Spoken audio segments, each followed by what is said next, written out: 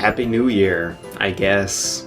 You know, if there's one thing we can be celebrating over the next few days, it's that 2013 is about to end.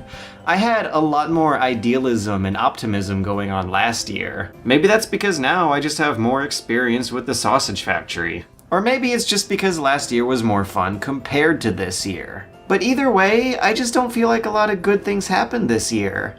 I, for one, thought that this year's games were a lot less exciting. Some big companies got caught doing some very scary things, and over the past few months, gaming media as we know it suddenly has a very uncertain future. That's a lot of topics, most of them negative. So in order to complete this classically pessimistic internet piss party, I'm gonna make it a list. This is kind of hard to explain, but I don't think that this year's trio of highly rated AAA Game of the Year nominees were necessarily poorly made, but they didn't take a whole lot of risks and they weren't very creative designs. The most celebrated games boil down to 3 highly reviewed mega hits that just played it safer than last year's AAA hits. Last year's most celebrated games tackled niche or dying genres, like adventure games or turn-based tactic games, and even the big dumb shooters were self-aware critiques of big dumb shooters, whereas this year we got 3 much more conventional Game of the Years and 2 big dumb shooters who played it totally straight. In terms of just their raw gameplay, BioShock plays like a straight-up corridor shooter. The Last of Us was a mechanically streamlined hybrid of Splinter Cell stealth and third-person shooting, and Grand Theft Auto V was, well, the 5th Grand Theft Auto. One of its new features was a mission skip button. And between all of the acclaim that those 3 games got, there was one that I seriously just could not understand the praise over. But that's another video. And it goes both ways, since the praise over another critically acclaimed game, which I too enjoyed, was something that the internet just couldn't understand either. In 2012, we saw a trend of violent video game self-awareness that hasn't gone away, and after a whole second year of it, that self-awareness has trickled into other genres and it's starting to feel misplaced. What the success of the Stanley Parable and Gone Home suggest is that you might be able to do a better job of video game satire by satirizing the core contradictions of games themselves, rather than more specialized topics like game violence or game communities. Because at this point, it's getting hard to tell what games are actually parodying themselves, and what games have just become parodies of themselves. At least that's what I was thinking while playing through Call of Duty Ghosts. Oh, and speaking of which, people have finally stopped buying Call of Duty as much as they usually do. That's news. Really though, focusing on that triple thread of expensive Game of the Year nominees is actually a really silly thing to do.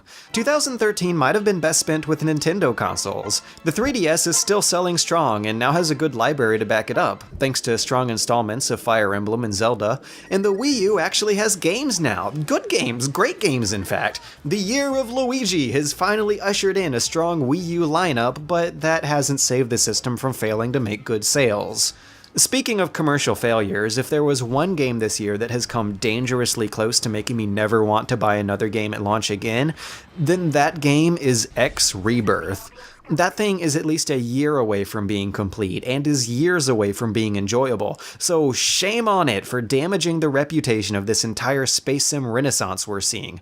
I can only weep for all the burgers that could have been flipped during the development time of that awful, terrible game. But, you know, if there's a worst game of the year, then there must also be a best game of the year. And that game is... Papers, Please. And what a surprise that is. I don't mean to suggest that it doesn't deserve this recognition, it totally does.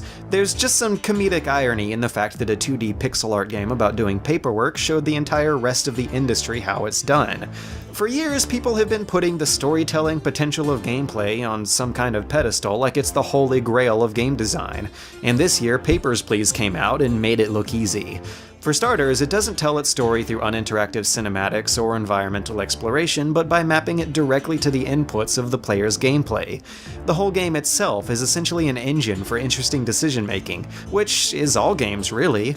But Papers, Please rejects traditional game storytelling, and instead presents interesting narrative choices as a common gameplay element.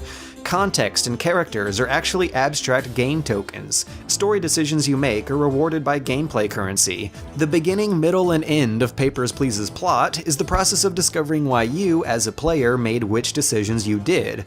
You, and not the game, then walk away from it and think about what the implications of your choices meant, and how those implications relate to the real world. It leaves a lot to your imagination and still manages to make strong statements about the world. That was a game that fully took advantage of all the interesting and limitless possibilities of gameplay to tell a story as terrifying, human, and compassionate of all of its contemporaries. I'm thankful that at least the indie game scene is still as active as it is. Those games provide us with cheap, low-risk alternatives that give diversity and competition to the industry, and this year they continue to do exactly that. Brutally difficult side-scrollers were popular this year, so were shamelessly easy first-person walkers, but if you want some sort of middle ground between indie extremes and mass-marketable friendliness, then there's a market for that too. We had a nice little lineup of downloadable AAA games that got rid of the theatrics and multiplayer of a full-priced release to deliver high-budget graphics for a low-budget price. That is a good thing. I like that, but it might have been the result of last-gen development getting cheaper. Last year, the game industry faced bad financial news all around, but it seemed like companies were getting humble in response. It felt comfortable to be a consumer. It felt like these companies were catering to us for once. But this year was filled with constant reminders of just how powerless they can make us feel. Remember the bankruptcy and closure of THQ? That kicked the year off with a bang. A major publisher got shut down, and that scared everybody. Sony and Microsoft are desperate. They're selling next-gen consoles at a profit for once, and they're pushing hard for greater control over what you buy and what you know. The Xbox One came terribly close to disallowing used retail sales and requiring always-online DRM. Speaking of which, SimCity did ship with always-online DRM, and it killed the game 2 weeks after launch. And it proved that companies are terrifyingly ready to adopt this stuff as standard practice. In fact, selling outright unfinished games is close to becoming standard practice as well. A lot of games this year released early in unfinished states that people still paid for, giving some ironic validity to that old joke about early adopters paying to be beta testers. That's not a joke anymore. That's actually how this works. The idea is to get fans involved in a game during its development and use their feedback before releasing it. But I have a sneaking suspicion that a lot of companies this year are using this model to just put some kind of product on the market during the holiday season. And admittedly, it is pretty early to tell, but I also have a sneaking suspicion that this stuff is just going to end up decreasing interest in games before they're released, while also redefining what it means to be released. And I know for a fact, not a sneaking suspicion, that a lot of early access players don't contribute to the game's development at all. And though it's working out for a lot of games, it's a new and untested business model that's prone to abuse. There's no guarantee that an early access game won't become abandonware later on, and here's an early access game that has DLC. So you pay for a game that's not finished, and then you pay for an add-on to it that is finished, so you can add on to your incomplete game with a finished product for a product that's not finished that you still paid for anyway. It's complicated.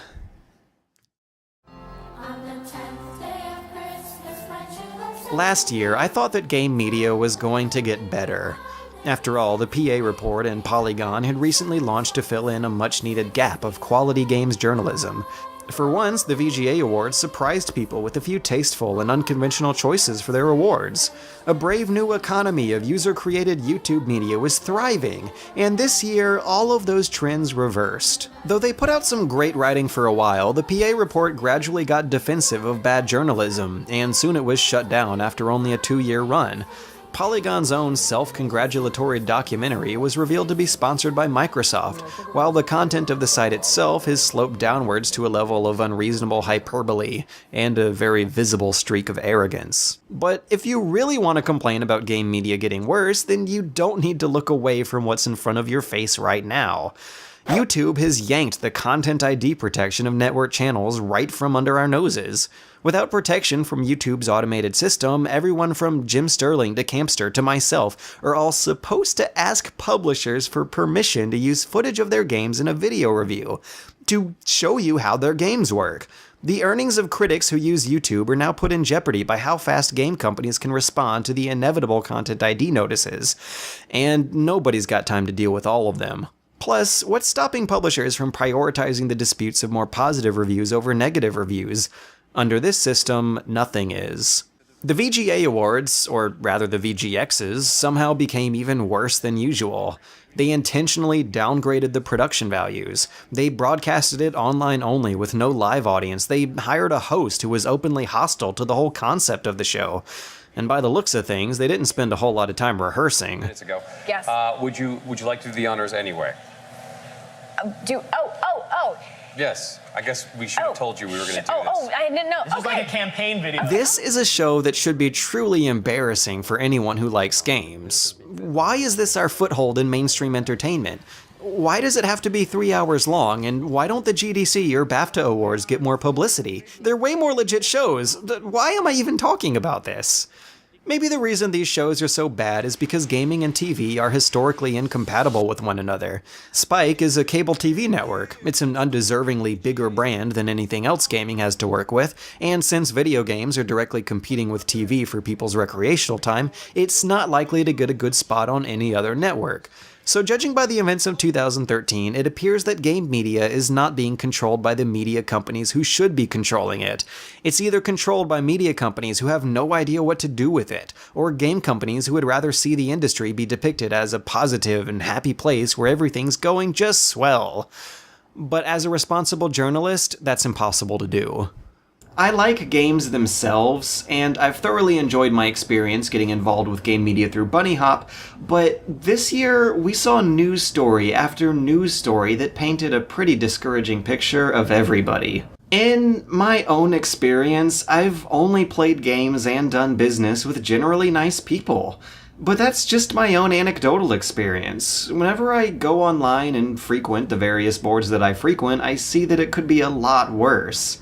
I see that both the people who make games and the people who play games are gradually becoming the kind of people that I don't want to associate with.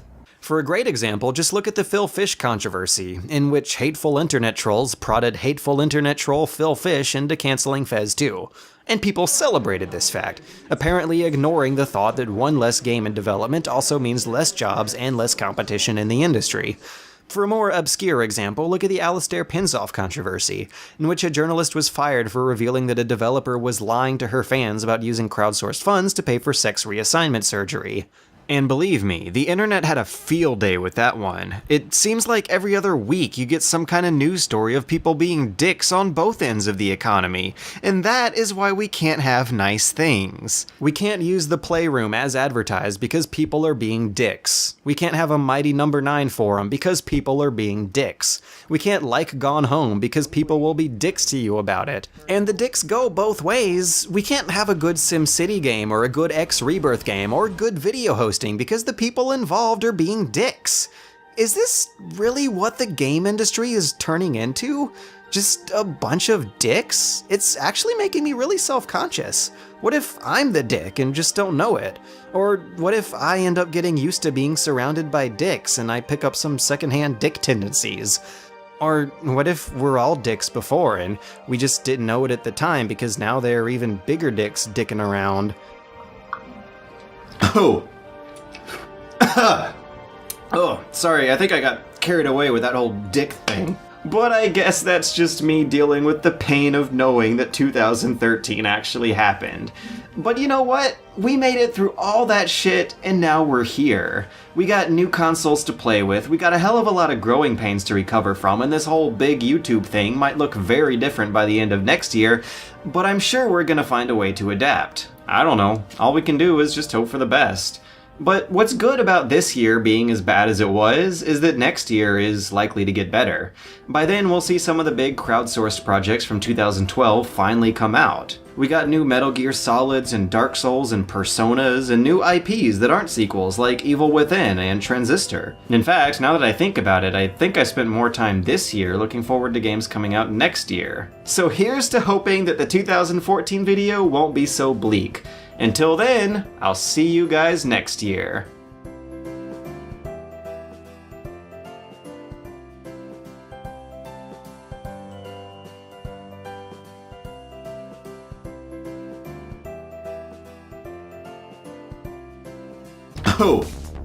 Ugh. sorry, I think I got carried away by those dicks for a second there.